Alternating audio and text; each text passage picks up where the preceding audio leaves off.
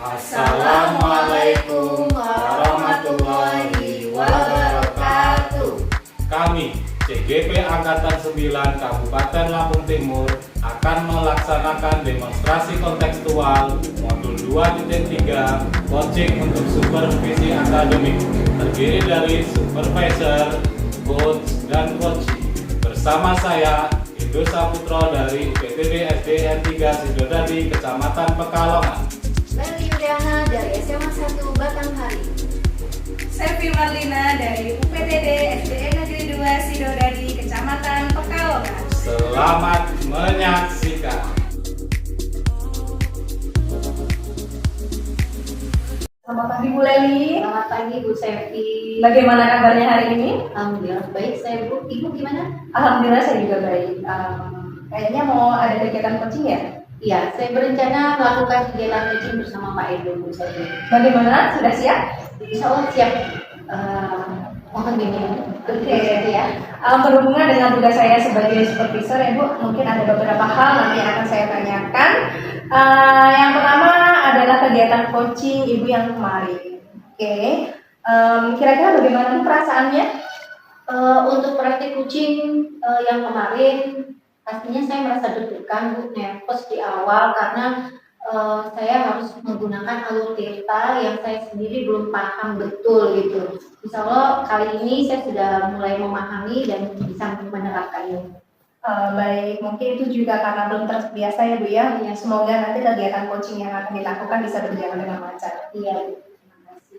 Baik, selanjutnya untuk proses coaching ini ya akan ada kompetensi yang harus dilakukan ya, yaitu perizinan atau kehadiran penuh, kemudian mendengarkan aktif dan juga menyampaikan pertanyaan yang berbobot. Kira-kira Ibu Lali masih kurang yakin di bagian mana?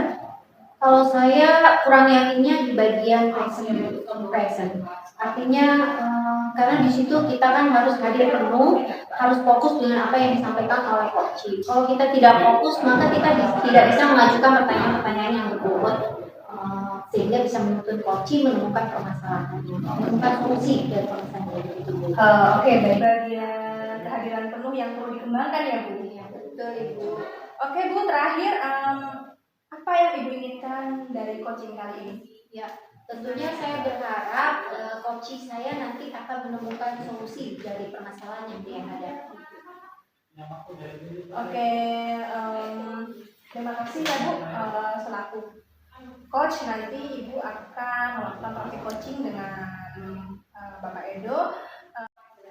Baik Bu, semoga coaching pada kali ini dapat berjalan dengan lancar ya Bu ya.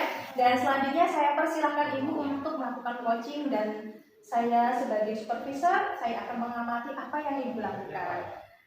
Apakah sudah sesuai dengan alurtirta, dan tentunya untuk kegiatan atau untuk bagian presence ya, apakah nantinya sudah bisa meningkat dengan baik.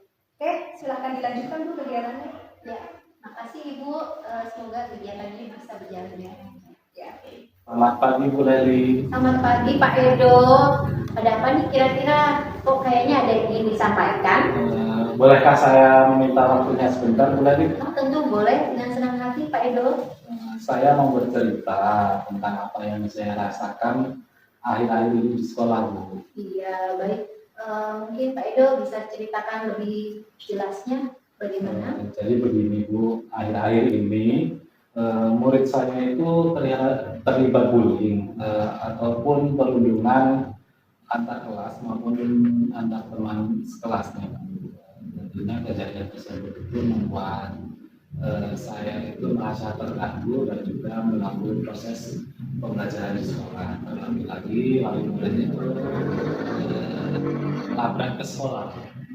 Baik. Lalu apa yang Bapak harapkan dari pertemuan dan obrolan kita hari ini? Jadi saya itu mengharapkan masalah menurut saya di sekolah itu mendapatkan solusi dari yang baru. Iya, baik-baik. Pada kesempatan ini Bapak akan mencari solusi dari kasus bullying Pak ya, atau perundungan oleh murid-murid di sekolah Bapak. Kalau saya boleh tahu bentuk bullying yang seperti apa yang sedang terjadi pada murid-murid Bapak? bentuk bullying yang mengejek-mengejek itu loh buat teman sekelas dan kelas lain. Mengejek dengan memanggil nama orang tuanya. Ada juga yang tersinggung sehingga menjadi adu mulut seperti itu Bu. Lalu berujung baku hantam atau perkelahian. Oh begitu. Tadi Bapak menyebutkan bahwa orang tua wali siswa sampai melabrak ke sekolah ya Pak ya? Benar Bu. Oh gitu. Wah agak lumayan serem ya Pak ya. Oke, apa yang membuat para wali tersebut datang ke sekolah? Jadi anak yang terlibat bullying itu pulang Bu ketika jam pelajaran berlangsung. Maksudnya pada jam sekolah sehingga pada orang tuanya emosi sehingga langsung datang ke sekolahan bersama orang tuanya. Ayo. Apakah setiap anak yang terlibat bullying itu pulang di jam pelajaran sekolah kemudian mengadukan pada orang tuanya?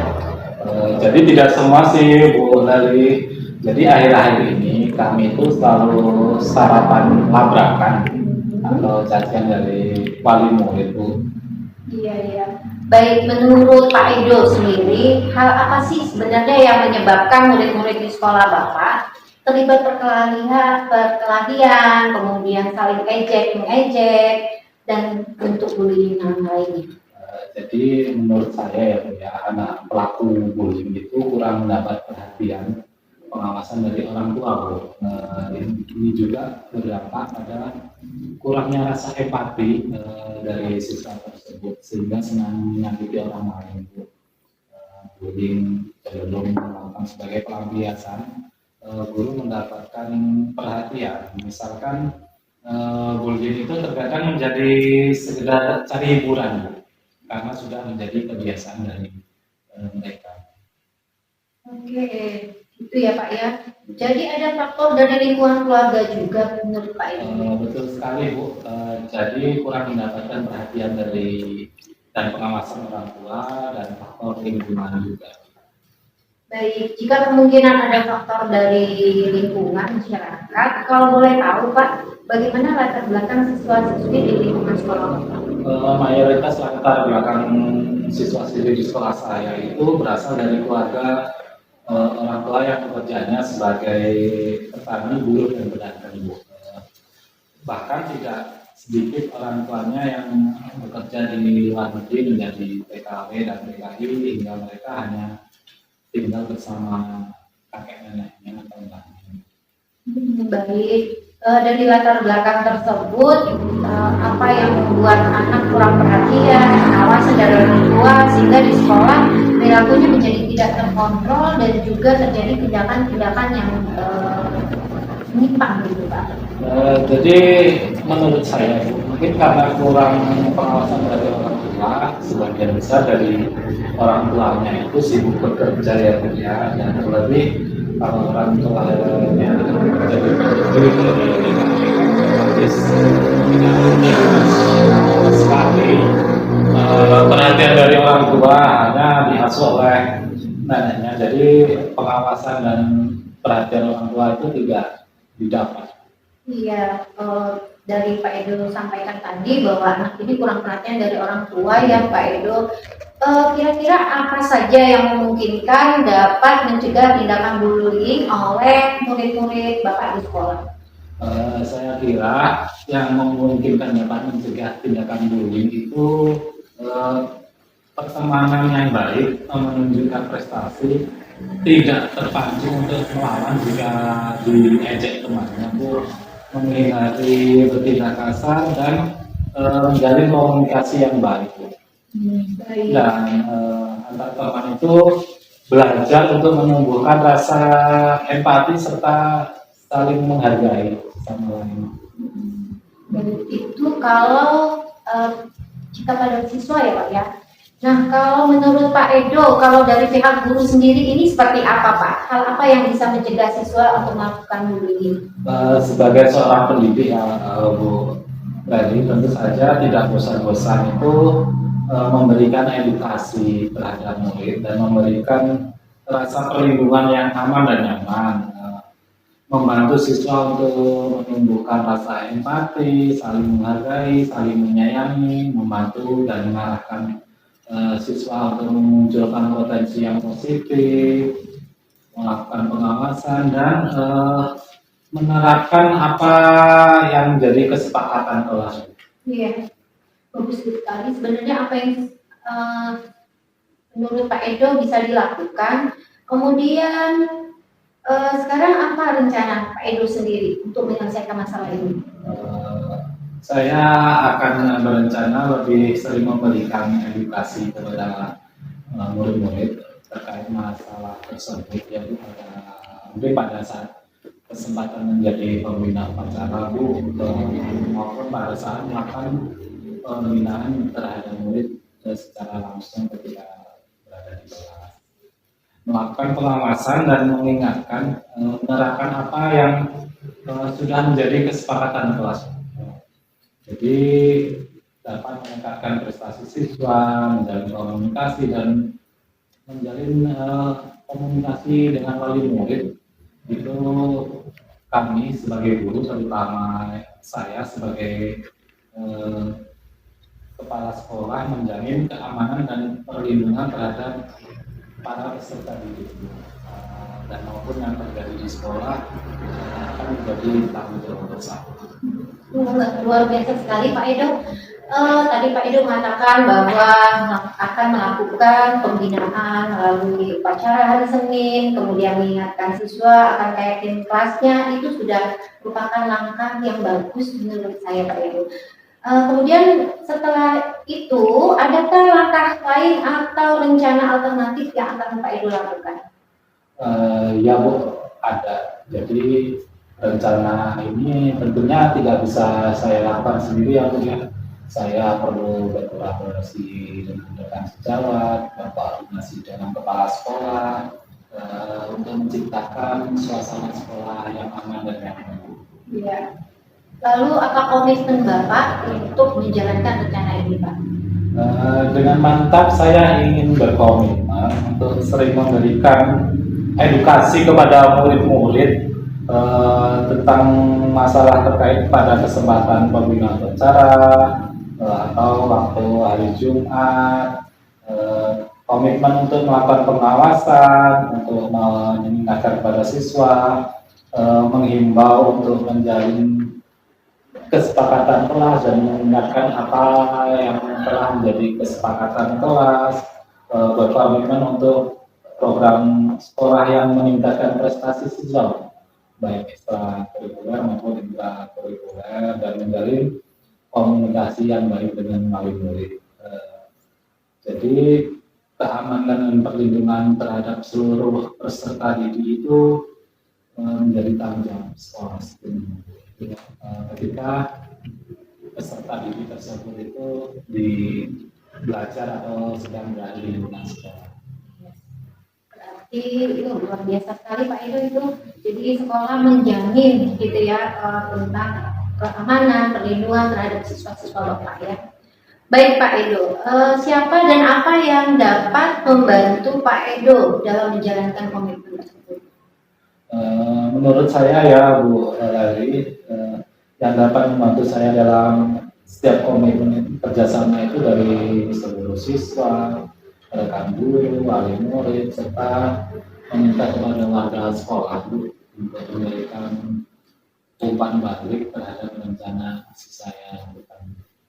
Baik, bagus sekali Pak Edo. Tidak terasa ini kita sudah ada di ujung sesi. Silakan diminum dulu. Terima kasih Bu. Iya, supaya lebih rileks setelah percakapan panjang ini ya Pak Edo ya. Baik Bu, terima kasih. Nah, kita dari tadi sudah ngobrol-ngobrol. Menurut Pak Edo, apa sebenarnya yang Pak Edo sudah dapatkan dari obrolan kita hari ini? Baik Bu, tentunya yang pertama kita dapat bertemu dan bersilaturahmi ya Bu ya pada kesempatan ini. Sekaligus saya dapat berbagi keluh dan kesah yang sedang saya hadapi sampai menemukan solusinya Bu. Tentunya perasaan saya menjadi lega dan damai. Bebannya ini menjadi berkurang Bu. Alhamdulillah. Alhamdulillah, syukur kalau begitu ya Pak. Semangat terus untuk membuat perubahan dan praktek dalam melakukan coaching seperti ini. Semoga pertemuan kita kali ini membawa perubahan yang baik untuk kita. Amin Bu, mudah-mudahan. Ya, jangan lupa Pak untuk berbagi kepada rekan-rekan sejawat. Kemudian saya menunggu kabar baik dari Bapak setelah proses coaching ini penyelesaian masalah-masalah Bapak. Baik Bu, siap. Baik, Pak Edo, perbincangan kita sudah selesai. Senang sekali bisa berbincang dengan Bapak dan berkolaborasi. Ya Bu, sama-sama. Terima kasih banyak sudah meluangkan waktu untuk saya Bu. Ya, sama-sama Pak Edo. Assalamualaikum. Waalaikumsalam. Terima kasih Bu Leli sudah menyediakan waktu lagi untuk berbicara dengan saya. Baik, saya ingin membahas hasil observasi saya ya pada sesi coaching Ibu yang sebelumnya tadi. Bagaimana Ibu menilai performa dalam kompetensi tersebut? Ya, saya merasa saya telah melakukan dengan baik Bu dalam kompetensi tersebut. Baik. Apa yang membuat Ibu merasa demikian? Saya sudah melaksanakan coaching dengan alur kita, kemudian saya juga sudah menunjukkan kompetensi saya dalam presence, mampu mendengarkan aktif, dan juga mengajukan pertanyaan betul-betul. Oke, baik. Boleh saya berbagi hasil pengamatan saya? Saya melihat bahwa Ibu telah melakukan kehadiran penuh ya, mendengarkan aktif dan juga mengajukan pertanyaan yang berbobot dengan sangat baik. Sesuai dengan standar yang kita rujuk, bagaimana pendapat Ibu tentang ini? Saya senang sekali Bu, terima kasih atas umpan baliknya. Oke, namun ya Bu ya, namun demikian saya juga melihat aspek-aspek yang masih perlu ditingkatkan. Misalnya pada saat saya observasi tadi kegiatan Ibu dengan coach ya, pada kehadiran penuh, mungkin yang perlu ditingkatkan Ibu harus mulai masuk atau mungkin bisa lebih merasakan masalah yang dihadapi oleh coach seperti itu. Iya Bu, saya mengerti, saya akan berusaha untuk lebih meningkatkan lagi. Oke, baik Bu, dari diskusi kita ini apa langkah konkret yang akan Ibu ambil untuk meningkatkan performa di area ini? Iya, baik, saya akan berusaha untuk latihan secara intensif, terutama di bagian area yang saya kurang menguasai Bu, mendengarkan aktif, kemudian merumuskan pertanyaan yang bermakna. Baik, itu adalah langkah yang baik ya. Saya akan mencatat hasil observasi ini ke dalam form supervisi akademik. Terakhir ini Bu ya, apa yang Ibu peroleh dari proses ini? Ya, saya merasa menjadi lebih memahami area di mana saya harus mengembangkannya. Kemudian saya juga berterima kasih atas bimbingan dan umpan balik yang Ibu sudah berikan kepada saya. Baik, kegiatan kita sudah selesai Bu ya. Semoga kedepannya lebih baik lagi. Terima kasih atas ketersediaannya. Saya akhiri. Selamat pagi Bu Leli. Selamat pagi Bu Selvi. Assalamualaikum warahmatullahi wabarakatuh.